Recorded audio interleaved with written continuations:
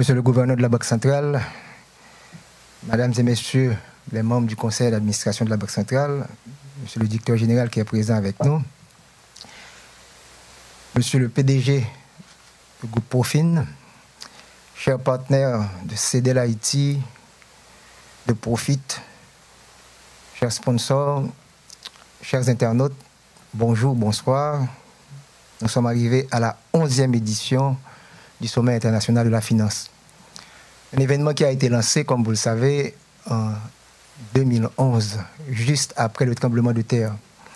Et à l'époque, lorsque j'ai eu des échanges avec mes amis de la Banque centrale pour encourager une telle activité, car on parlait de refondation d'Haïti, donc il fallait avoir un support pour cette refondation, à savoir le financement. Et c'est ainsi qu'on avait lancé la première édition, pour ne pas dire la version 1.0 du sommet. Et ça a duré 10 ans. C'était pas trop facile, on a rencontré beaucoup de difficultés. Et le dernier obstacle, c'était l'année dernière. Avec Covid, le gouvernement avait décidé le 19 mars 2020 de confiner le pays. Et à ce moment, nos partenaires, et particulièrement le gouverneur de la Banque centrale, nous a encouragés à aller online. C'était un grand défi, car à l'époque, il n'y avait pas tous ces grands événements online. Même la Banque mondiale et le Fonds monétaire n'étaient pas en compte de ces activités. Donc très souvent en Haïti, on arrive à innover, mais on ne crée pas assez la masse critique, je pourrais dire.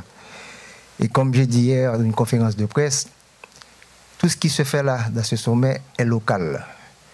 Et nous sommes fiers que ce soit des acteurs locaux, donc la production avec Chocarella, et également tout ce qui peut se réaliser à travers des activités, que ce soit Profin TV, que nous lançons en quelque sorte pour montrer au reste du monde on peut innover également en Haïti.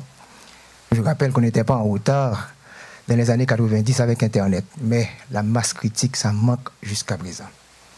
Donc cette version 2.0, on l'a anticipée l'année dernière. Et avec des milliers d'internautes qui avaient participé, le projet a reçu un prix comme événement online l'année dernière. Et c'est ainsi que cette année, on a décidé encore d'aller plus loin, d'avoir 2 plateformes. Il y a 2 activités parallèles, à savoir Groupe Croissance et la Banque centrale sur les activités de développement, aspect macroéconomique, et Profin et CEDEL sur l'aspect beaucoup plus micro, l'entrepreneurship, la finance. Donc on veut penser aux jeunes en quelque sorte. Et comme on est dans le monde électronique, le monde numérique, vous savez très bien, tout ce qui se passe là, vous pouvez regarder et ce sera disponible sur les sites de la Banque centrale, du groupe Croissance, du sommet de la finance. Et on terminera jeudi avec FinTech, à sa 6e édition. On pense toujours à Stéphane Bruno, celui qui était à côté de moi, non seulement à Infotel, mais également pour lancer tous ses projets. Le menu sera lourd et très copieux, je dirais, car on aura dans une plateforme à poser les problèmes de la crise sanitaire. On va honorer 2 personnalités. Il s'agit du docteur William Pape ainsi que Paul Farmer, 2 médecins qui ont fait la réputation d'Haïti dans le monde sanitaire à travers le monde. Et voilà que Bill Pape a été encore choisi cette année pour faire partie d'une commission spéciale. Donc, on aura un panel pour discuter de la crise sanitaire qui n'a pas encore pris fin. Et comme on sait bien, la crise sanitaire arrive avant la crise économique. Fort heureusement, on n'est pas au niveau de la crise financière. Je dirais également que ce sommet va nous permettre de voir quelles sont les perspectives, comment sortir de cette crise en Haïti sur le plan économique et financier. Bien sûr, en ayant la stabilité politique, c'est l'élément fondamental, c'est le facteur premier qu'il faudra y avoir. Le plan Biden, qui a déjà des résultats extraordinaires dans certains pays de la région, rien qu'en République dominicaine, au cours du mois de mars, la République dominicaine a reçu le montant record de 900 millions de dollars américains de transferts. Mais les Dominicains ne s'arrêtent pas là. Ils veulent prendre une grosse part du gâteau en regardant comment connecter le supply chain, à savoir la chaîne de l'offre. Voilà l'élément fondamental. Voilà tout ce que nous voulons réfléchir au cours de ce sommet.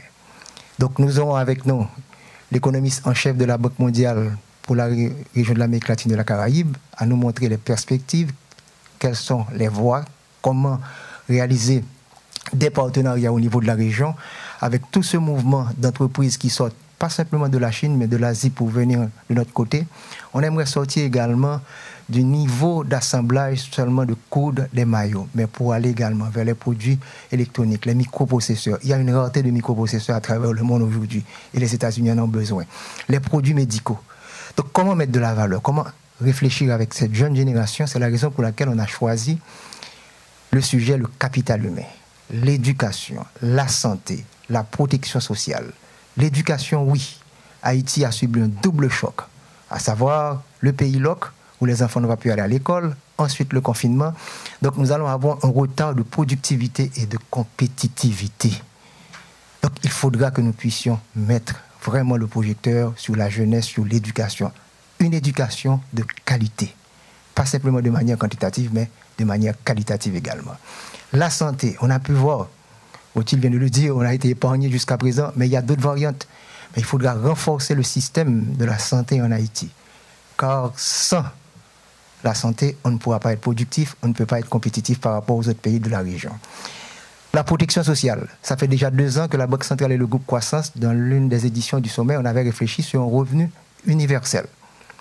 Avec plus de 4 millions de personnes actuellement se retrouvant en situation d'urgence humanitaire, je peux vous dire, même avec une croissance de plus de 10%, il y a certaines personnes, certaines couches au bas de la pyramide qui ne seront pas touchées.